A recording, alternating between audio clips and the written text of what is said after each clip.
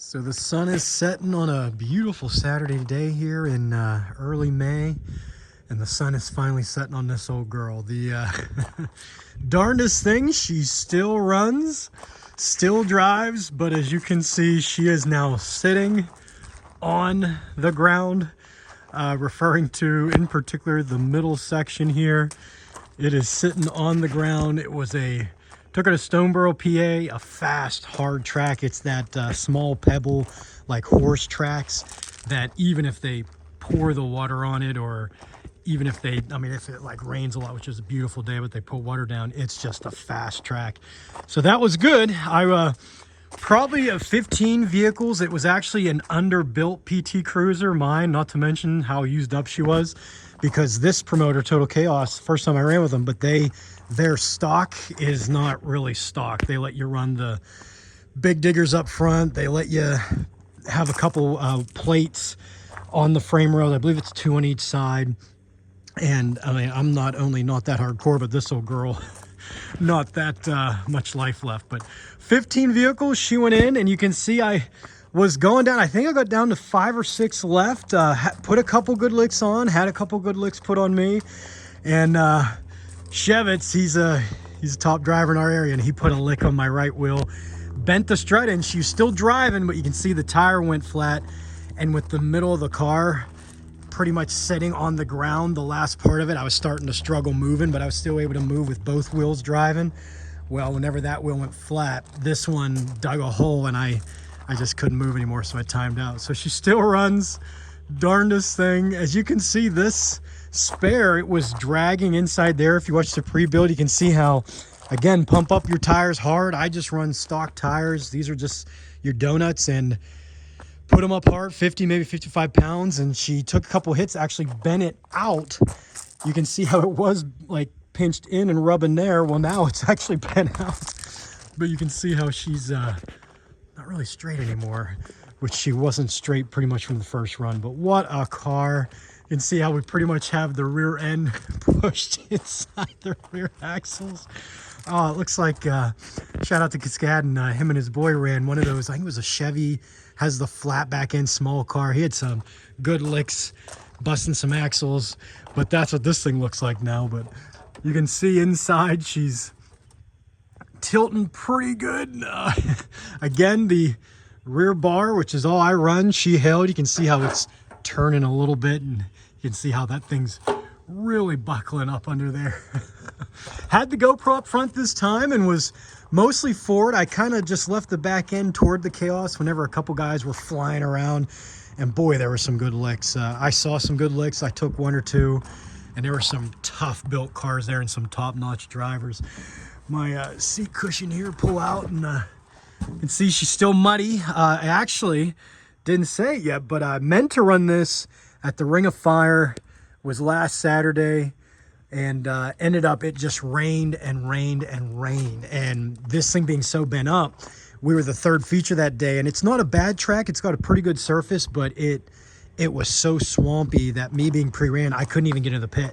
So I didn't even start the derby. So put her back on the trailer, and didn't do anything other than top off the fluids inside. And took her to Stoneboro this week, or today actually, and had a lot of fun. You can see how it's a little muddy there. I'll take out my tank, but the battery, the toggle switch worked great. Again, you can see how it's all muddy and not a great setup. It was more of a quick setup, and these are my original derby lines, and the terminals are a little bit kind of wore. They're not that they're broke or anything, but they're a little wide, and I had a little bit of trouble getting it really tight, and it bounced around a little bit during the derby, but everything worked as good as she could. Like I said, she just doesn't have any life left. But front end here, my patchwork welds again held. The frame rails on these cruisers aren't too tough. It was already kind of crimpling back, but you can see how I, again, kind of patched or touched up some areas, put some bolts in there to get like a good surface to try to make more of a kind of solid thing. Again, the Caravan bumpers, you cannot beat those, and the stock classes everywhere let you run them. Look at that thing. 6 derbies in now, and it's got some bends to it. But over here, I knew this side was a little bit softer and it caved, so the last couple hits I was trying to get the right corner, but then I took the big shot from Chevy. You can see it's been leaking from it got dented in, pressed in there. The Well, that would have been after the third run, and I had to redo my lines, my loop lines there, and just top off the tranny fluid as it's been leaking it. But, you know, pop the hood here in a second, but, what a tough old girl. What a great ride. We'll pop the hood and see what it looks like underneath before we close her up. All right, so looking under the hood, and again, a shout out to my free 99, as I always jokingly say, seatbelts held tight. You know, just keep the hood down and keep the bumper where you want it to stay. And again, obviously not as good as 9-wire, but a lot cheaper, and I would argue gets the job done in the stock class at least. The heavier boys, yeah, you got to have the big stuff. But you can see, again, the belt, you can get it in there, get it to focus. The belt hasn't been on her the last 3 runs, but with this one, the alternator and belt's back in the back, so that up there wasn't really an issue. Lost the power steering, made it a little harder, but you can see how she was pressing in pretty good on this left side. And that's what I knew with the tranny there, especially there's already damaged.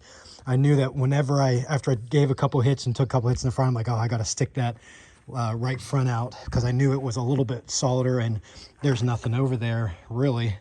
I mean, if it gets pressed up in, I thought it would bust in. You can see it rubbed a little, the hood, but didn't bust in on that. Everything, even my loop lines, again, that piece right there is instrumental. I like to put in 1.5 to 2 cups of the fabric softener, April Fresh. Love that stuff. Usually water is what I use in the stock class. If it's in the radiator still, I usually leave the antifreeze in there and just add the fabric softener. Again, there's different ways to do it. Everything here held. Again, you can see how the lines, I like to use that spray foam for that reason. Just kind of keeps the sheet metal as it's bending up and in from getting into the lines, at least the wires right away. I mean, once you press so far, like right now, she's about to do some damage, but still intact. I'm surprised. I was hoping to keep the wheels clean because I'm going to pull off the spindles and tie rods and everything if they weren't bent up. This strut got bent in. I don't know what else was done inside there. The wheel's still driving, so this one over here, again, we'll pull it off. I will absolutely look for another cruiser and maybe have a couple spare parts off of this, but otherwise she has done her duty. What a car. She's heading to scrap. So one final walk around. Again, the sun is setting, beautiful day, fun time. Again, I was hoping for 4 or 5 minutes, especially whenever I saw how many cars there were and how many well-built cars there were. Not to mention I was actually underbuilt even if I was fresh. And the fact that she was all beat up, you can see I completely lost the rear struts and everything there. They are gone. Oh, great car. Great car. A lot of fun. 3 firsts and a second to her name. 5 complete runs. Technically a 6th after the 3rd run. We had like a cleanup show that night and I threw her in there and smashed around for another 10, 12 minutes. So that is it. We're going to retire her to the scrapyard. Take off our pieces that we can reuse. 2002 PT Cruiser. And there's all the hardware accredited to this old girl. 3 firsts, a 2nd, and the 2024 4-cylinder GSP title belt there, which I had 3 cars run across the year. This one, though, had 3 first places and certainly helped secure that. So what a car. What a bunch of fun runs. Some cool hardware and memories.